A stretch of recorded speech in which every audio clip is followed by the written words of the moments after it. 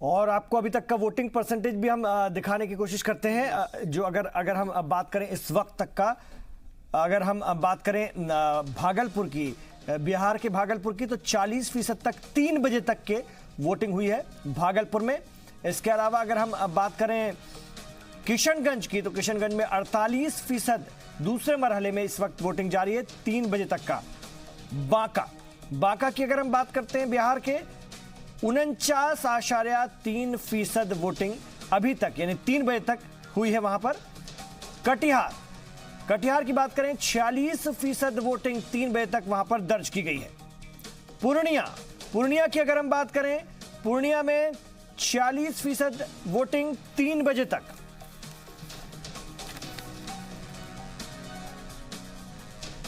तो बिहार में अभी तक अगर हम कुल इन सीटों की बात करें जहां पर इस वक्त इलेक्शन चल रहा है, वोटिंग चल रही है, 45.77% वोटिंग अभी तक हुई है। किशनगंज, कटिहार, पूर्णिया, भागलपुर और बांका में इस वक्त वोटिंग जारी है।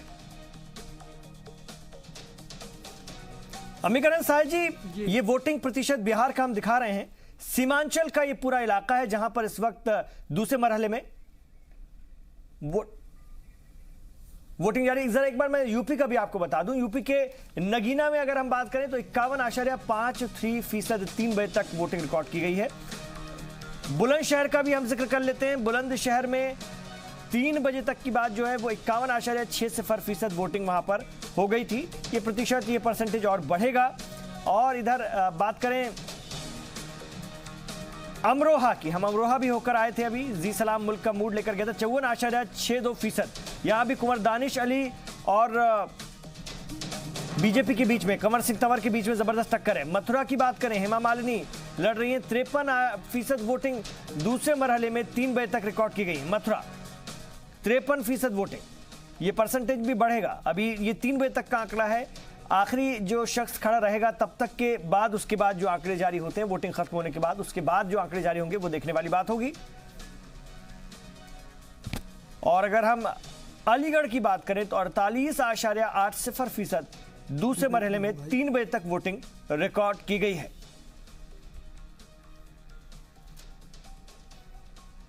हाथरस की अगर हम बात कर लें, हाथरस में 49% वोटिंग रिकॉर्ड की गई है 3 बजे तक।